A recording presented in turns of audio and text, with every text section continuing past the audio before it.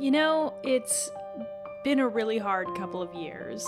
In 2020, my husband and I both lost our jobs, and soon after that, we became pretty much completely dependent on unemployment and the government stimulus and everything.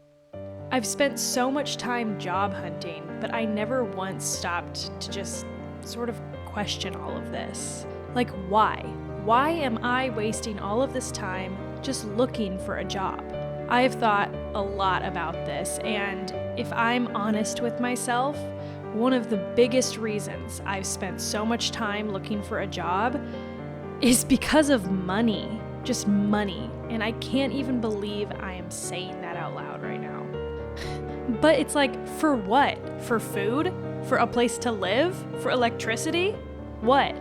I realized that I was just like all of the other sheep in the world, who just want to wake up every single day and go to work for the rest of their lives. But since I made this realization, I have changed so much. And I realized that I don't want to just live for the weekend anymore, right? I don't want 10 paid days off every year. I want every day to be a paid day off. And that is when I finally had the courage to look within myself and choose financial freedom. Hey, welcome back to the channel. My name's KELGORE, and today we are going to learn how to become financially free, okay? Being poor has been a ton of fun, but lately I've just kind of realized that there's more to life, it seems like it's pretty easy. There are thousands of people selling courses on how to get rich and how to become financially free, so we just have to figure out which one is right for us. This is just going to be a fun little video where we go over to TikTok and we type hashtag financial freedom into the search bar and we see what comes up. I have not looked at any of these. We're going to be doing this together, so who knows what we're going to find. However, before we go look on TikTok, I just want to say that when you hear this language from someone where they're talking about financial freedom or financial independence or retiring early, retiring your spouse, all this stuff, it is a huge red flag. Obviously, just because someone says the words financial freedom doesn't mean that they're a scammer, but scammers and people like that really love to use this language to draw people in. Like, you would never see a job listing to work at Google, and in the job listing they're talking about financial freedom. Like, they don't have to say that because they're going to pay you like a fixed salary, a guaranteed salary, right? So it's used more by people who want you to kind of take a risk and invest a lot of your time and probably some of your money into their enterprise, and they're kind of promising financial freedom at the other end of it. Of course, you know that I think the entire fucking economy is a scam, but I'm talking about actual, bona fide snake oil salesman type people. Anyways, the biggest issue I have with it is that people who speak about financial freedom are implicitly targeting poor people. So they are targeting people who've already been beat down by this system and are now desperate enough to, maybe take a risk. If you can't afford a $100 startup fee, you can't afford not to invest in this.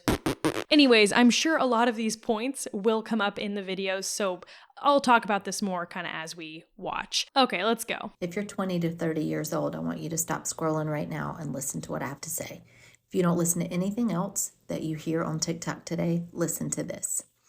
I help people with their finances, and I've spent the morning talking to mostly people my age, 40, 50 years old.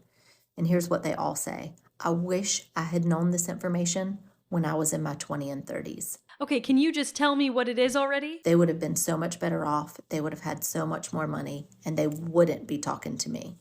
So 20 and 30-year-olds, comment your age below, and I'm going to reach out to you.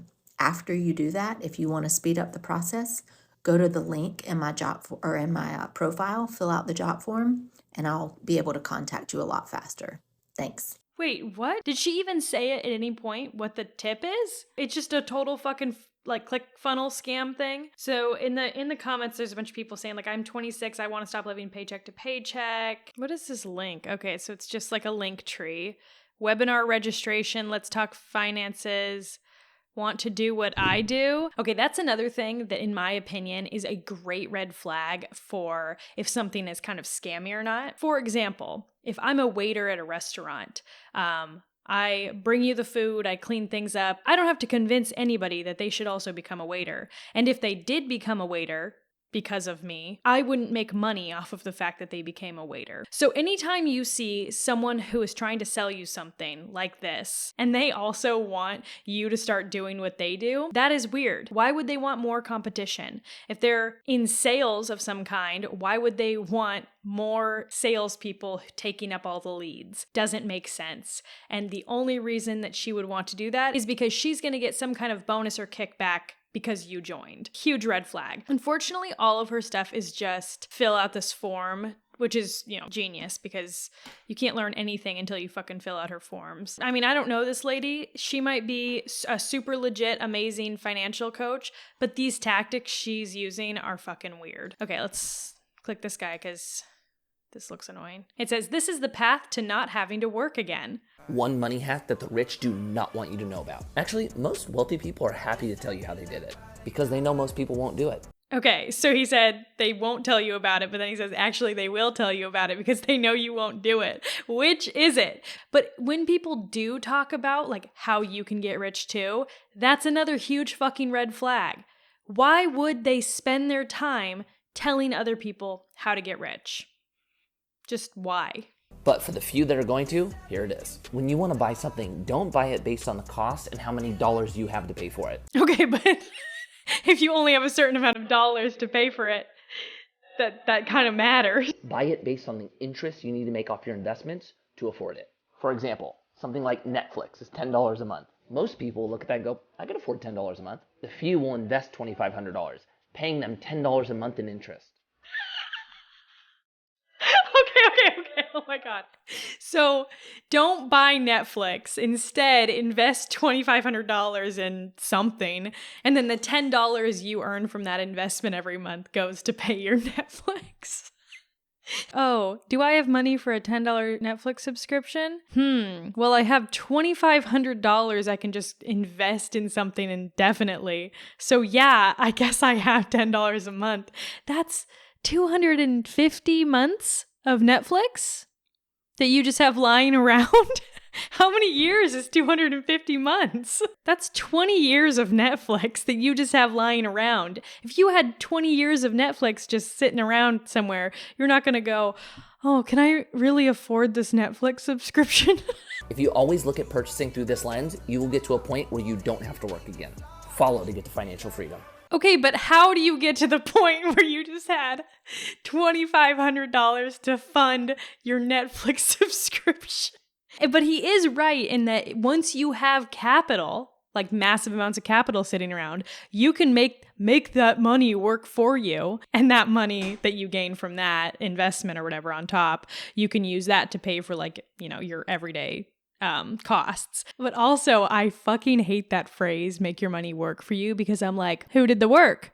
Who's the one doing the work? Maybe I should make that a TikTok. I'll use that stupid thriller sound oh, your money works for you? Who's doing the work? Who's the one doing the work? This guy, not gonna lie, very punchable face. Okay, we're gonna watch one more of his. Let's see. Buying an investment property in your 20s. I don't want to click on it, but you guys know I have to. How to buy your first investment property in your 20s. And if I could go back, I would have done this instead of buying my first house. I would have bought a duplex, triplex, or a quad. Well, knowing what I know now, it'd be a quad. I'd live in one of the units because then I'd qualify for an FHA loan and I'd only need to put down 3.5%. You only have to live there for a year and then I'd move out and have my first cash flowing asset. This is also known as house hacking. Yep, he pretty much just summed it up.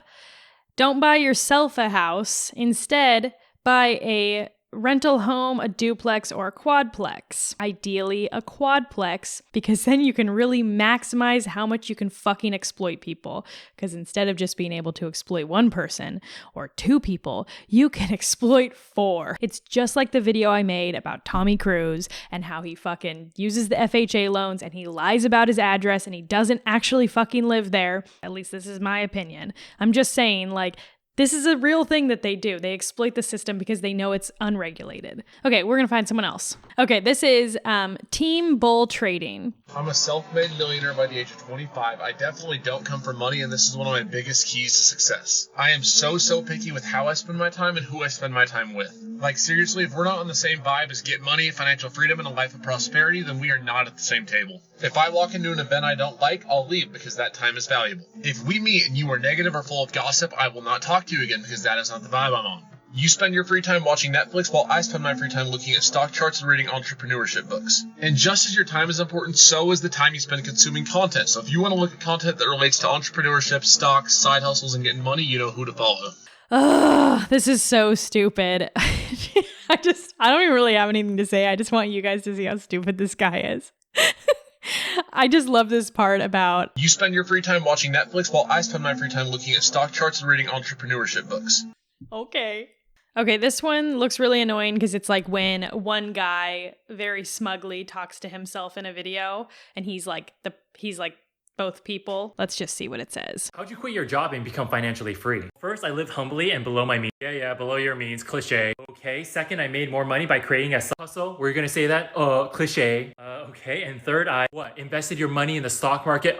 First name Clit, last name Shay. Dude, I know it sounds cliche, but this is what a lot of self-millionaires did, and this is what I did as a public school math teacher for 7 years. Now that I'm financially free, I don't have to work, but now I choose to work, and I can now pursue my passions. Wow. Cliche. All right, so yeah, that stuff is all kind of cliche. It's like saying like, oh, like the only way to lose weight is just eat right and exercise a lot. If you want to get rich, you're going to have to like live below your means and save your money and invest and all that. And it's just like they're failing to consider that people might have more complex situations. Yeah, sure, you were a math teacher for 7 years and you saved your income. But like, what if there was someone else in your life that you were like having to take care of?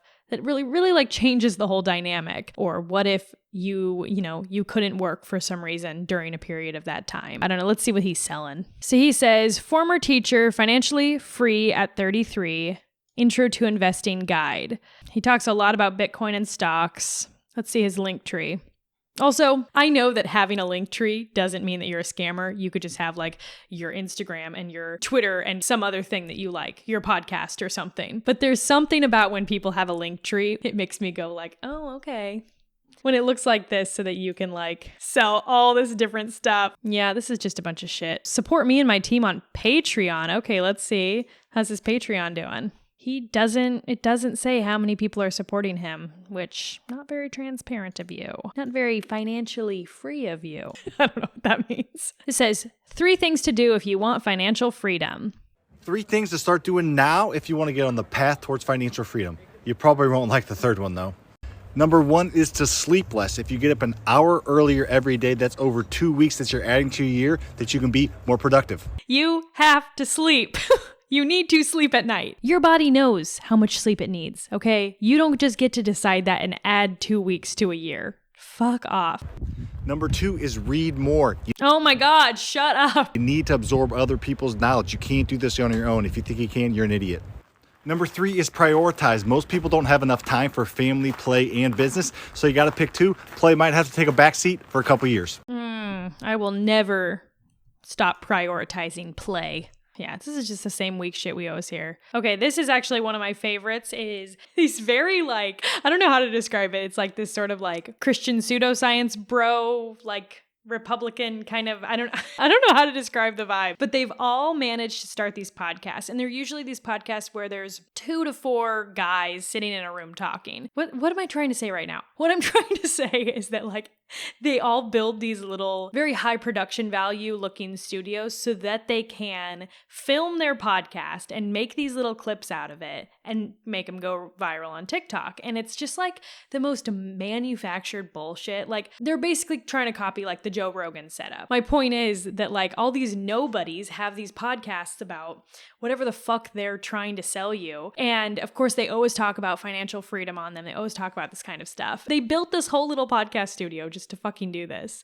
and got like the nicest microphones because they're just already rich. Okay, let's watch. There's one step Perfectly between said. financial freedom and never achieving financial freedom. And that one step. Wow, considering they like built this whole thing and got this neon light and these plants and everything, they didn't even do the noise reduction on their fucking microphones. Hire someone to do that. Hire someone to edit your shit. This sounds awful. And that's coming from someone who doesn't know how to do all this shit. I'm just saying. If you're going to try to make this look expensive, it's got to sound expensive too. It's a fucking podcast. Is not buying what you want directly. It's buying something that will pay for what you want directly. That's right. That's like kind of what that guy said earlier about like the Netflix subscription.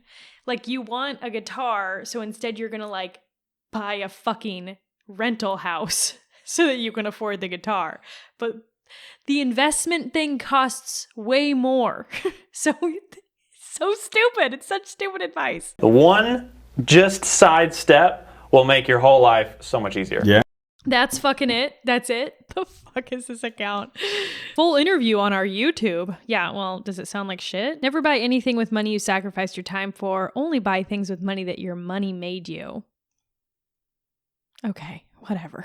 Why is it the people who have trust funds always give financial advice? These people always talk in riddles. Okay, let's see what else. The Buckle brothers. I think it's Buckle. The Buckle brothers, or maybe Buckle. Landon and Jesse. Real estate, investing, and knowledge. Las Vegas. Oh, I hate you so much. Oh my God. I said I wasn't going to click on any real estate videos. Okay, we might have just found a new fucking enemy. Hold on, let's click on this. Okay, this says investor hack. And that's one way that we always advise. Dude, you guys, your fucking podcast sounds like shit. Also, if you're gonna have a mic arm, make the mic closer to your mouth. Watch Joe Rogan and see how close they are to the mics, okay? Look, let's see. Let's look at a picture of Joe Rogan's podcast. How far is the microwave from his mouth? An inch? You bought the fucking equipment. Now learn how to use it or hire an assistant or whatever you guys do instead of working. People to start investing is find someone that you find a family, a friend, an acquaintance that has a bankroll to help you invest. You don't need hundreds of thousands of dollars to start investing in real estate. We've both used private money lenders that fund 100% of the transaction, which means we have $0 out of pocket. Are you literally saying that your parents bankrolled your first investment and you're just not saying the mommy daddy part?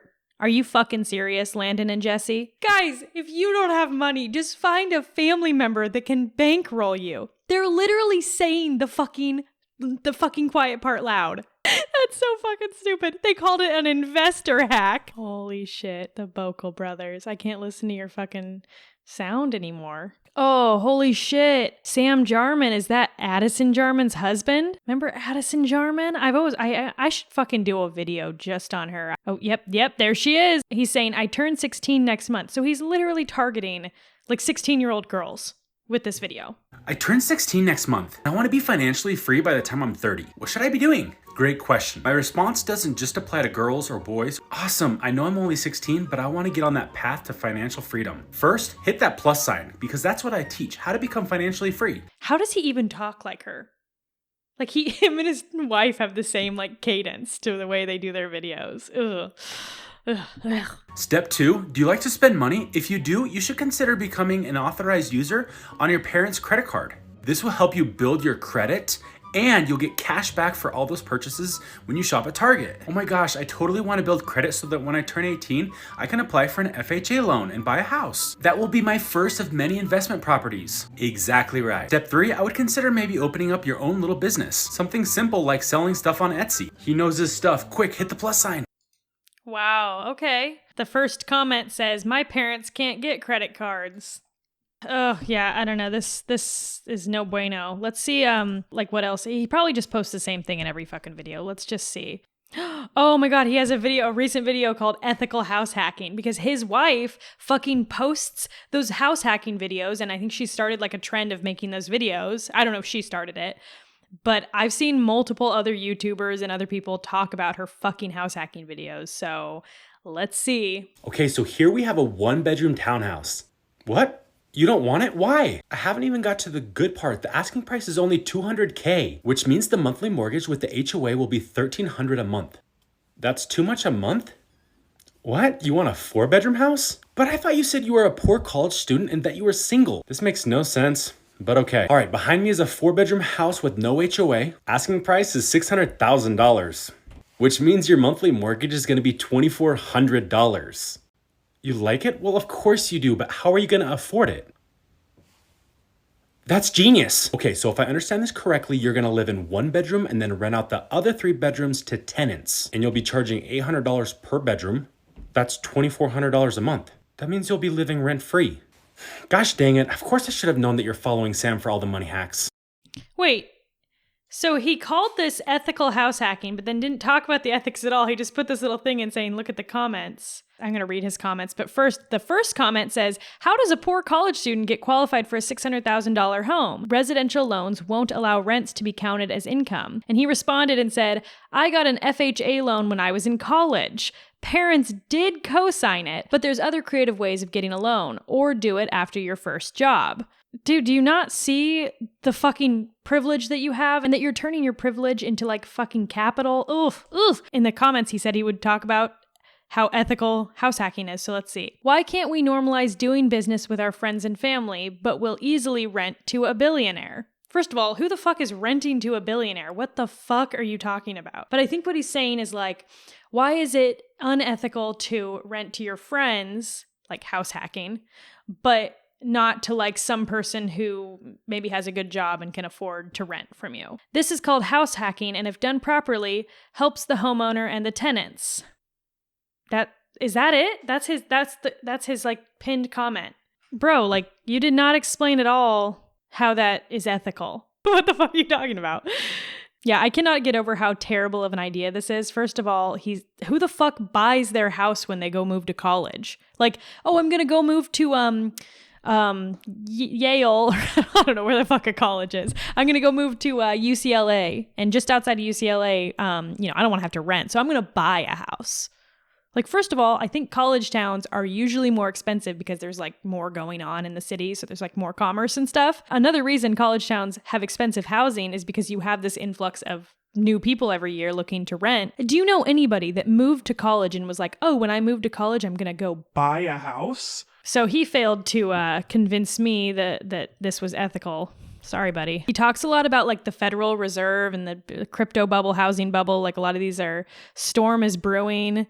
Oh my God. Anyways, this guy sucks, and his wife also fucking sucks. Maybe I'll see if she has any financial freedom recent posts, because I haven't clicked on her page in quite a while now. This says how to make money when you quit. Okay, that goes perfectly. Let's make it this the last one, because then I gotta really go pee. I'm so over my job. I'm quitting today. Wait, before you quit, are you asking for a severance package? I'm quitting, not getting fired. They're not gonna pay me severance. Most people don't realize that you can be eligible for severance even if you quit. What even is severance? They'll pay me some money? Severance packages can include a variety of different types of compensation, but some benefits might include severance pay, health and dental insurance, PTO or vacation pay, outplacement assistance, and stock options, etc. But why would they pay me when I'm the one quitting? Well, not everyone is eligible. You're more likely to get it if you have a legitimate claim against the company, and then you'll sign a legal agreement basically saying that you won't speak poorly about them. Holy shit! Okay, so where do I even start and try to get it? First, read your employee handbook that you got when you were hired. It likely has useful information. Then prep for your exit interview and make a list of all of your accomplishments that led to the company's success. And then I just negotiate some sort of package for myself? Exactly. Most people don't know all this stuff, so make sure you follow Addison. She shares all the tips to make you money. What the fuck kind of advice was this? First of all, there's this part where she's saying you can get a severance for quitting. These are some of the benefits that might include health and dental, paid time off for vacation time, outplacement assistance, stock options. Bitch, most jobs don't even offer that to the employees that work there, okay? I don't think I've ever had a job with any of those things. There are so many jobs that don't even meet these standards while you're working there. So then she's saying the only way to do it is to like extort the company and like, dude, I'm all for getting what you can out of a company. I just think that this is a really funny fucking video. Hey, Addison Jarman says workers' rights, just as long as you have a lawyer. All of her videos are just ads these days. That's why I stopped like going and looking, because it stopped being funny, and it was just like how you can get a Flu's discount, a CloudMD, whatever, an Apple discount. Okay, we're gonna watch one more from her, and then I gotta go. But it says, why is the healthcare system in America so messed up? Why is the healthcare system in America so messed up? What do you mean? High costs, lack of transparency, difficulty finding a doctor. Right. But what do we do about it? Yeah, that stuff's all really true. You have to usually have a job or some weird circumstance just to have the healthcare in the first place, or pay out of pocket for it through private insurance. It really sucks. I agree, Addison.